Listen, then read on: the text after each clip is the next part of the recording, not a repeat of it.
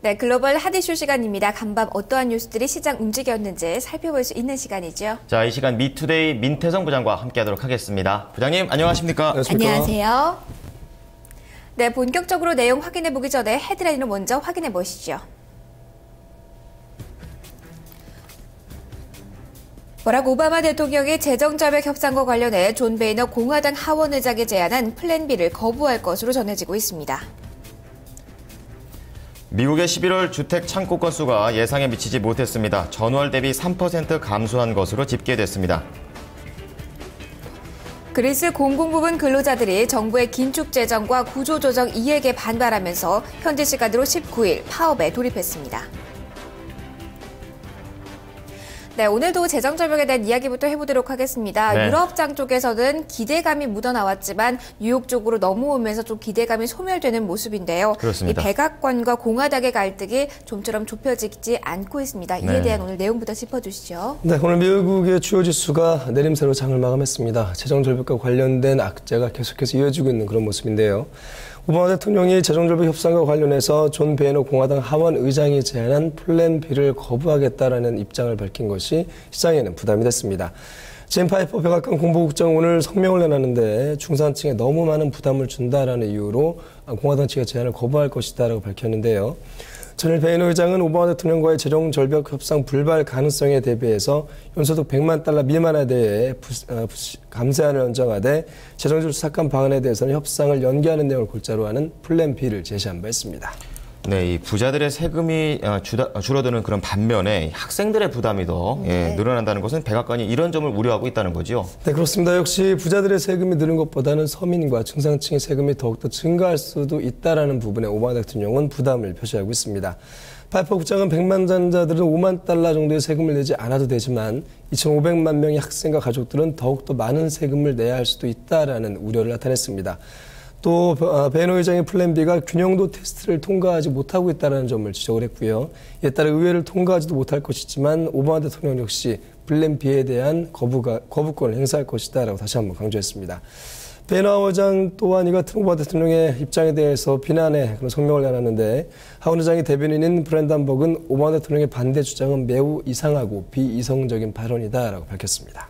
네, 이 공화당 쪽에서 계속해서 좀 대안을 내놓고 있지만 문제 해결이 쉽지 않은 상황인데요. 네. 현재 구간에서 나스닥 쪽에서 하지만 상승 반전을 좀 시도하고 있는 흐름이라는 점을 좀 체크를 해보셔야겠습니다. 그렇습니다. 또 그리고 국제신용평가사 피치는 미국이 재정절벽을 해결하지 못한다면 현재 신용등급이 트리플 A인데 이것이 강등당할 수도 있다라고 경고를 했다는 사실도 함께 살펴보시기 바랍니다. 네, 이 좀 지표 이야기로 넘어가 보도록 하겠습니다. 네. 지표 가운데 가장 견조한 흐름이 주택 지표 쪽에서 최근 나왔는데요. 간밤에는 좀 강한 흐름이 나오지 못했네요. 네, 오늘 주요 지수가 내림세를 보였던 배경 중에서도 부동산 시장에 대한 회복이 좀 더디지 않겠는가라는 우려가 작용했기 때문에 볼 수가 있겠습니다.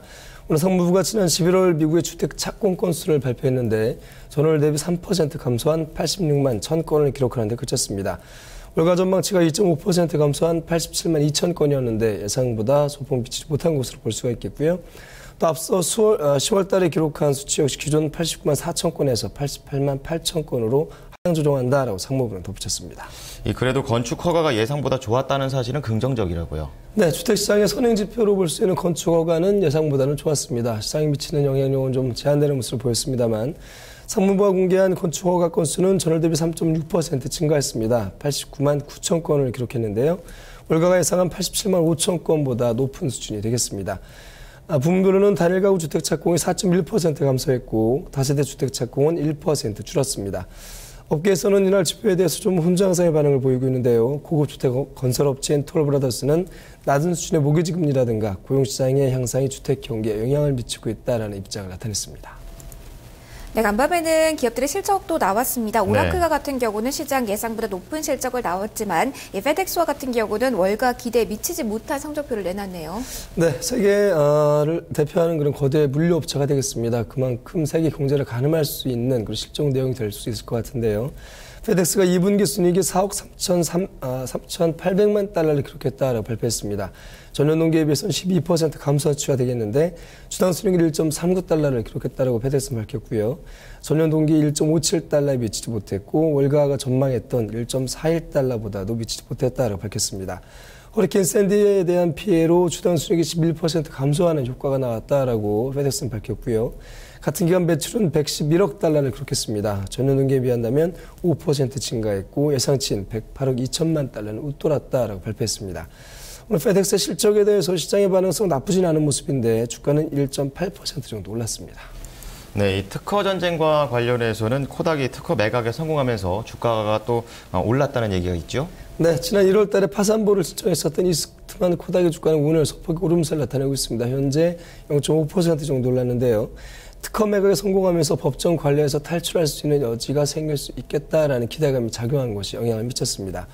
코닥은 오늘 성명을 통해서 특허 전문 인수업체인 인텔렉츄얼 벤처스 매니지먼트와 RPX가 이끄는 컨소시엄이 특허를 인수하는 대가로 5억 2,500만 달러를 지불하기로 했다라고 밝혔습니다. 특히 이번 컨소시엄에는 애플과 구글을 비롯해서 리서치인모션, 페이스북, 아마존, 마이크로소프트 같은 IT를 대표하는 대표 기업들이 참여를 해서 관심을 끌고 있습니다.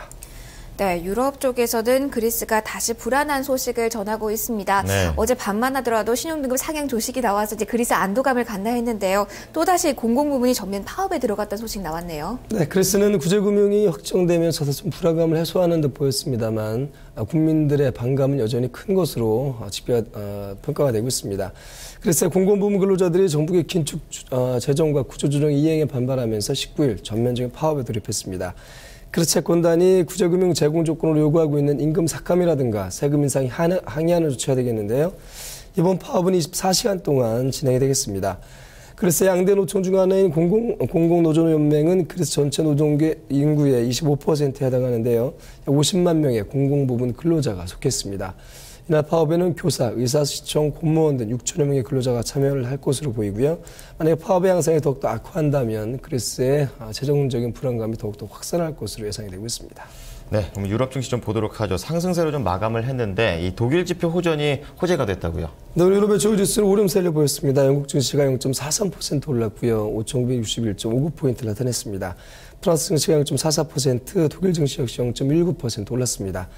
업종별로는 은행주가 좋았는데 로이즈뱅킹그룹이 4%, HSBC가 2% 올랐고요. 유로존 최대 경제구역인 독일의 지표가 호전됐다는 것이 시장 분위기를 끌어올렸습니다. 이포의 12월 기업 환경지수는 전달에 101.4에서 102.4로 올랐습니다. 2개월째 오름세를 이어갔는데요. 예상치인 102보다도 오름세를 보였습니다. 네, 마지막으로 상품 시장 마감 좀 스케치해 주시죠. 네, 오늘 상품 시장에서 주요 상품 가격은 혼조세를 보였습니다. 먼저 국제유가는 올랐는데요.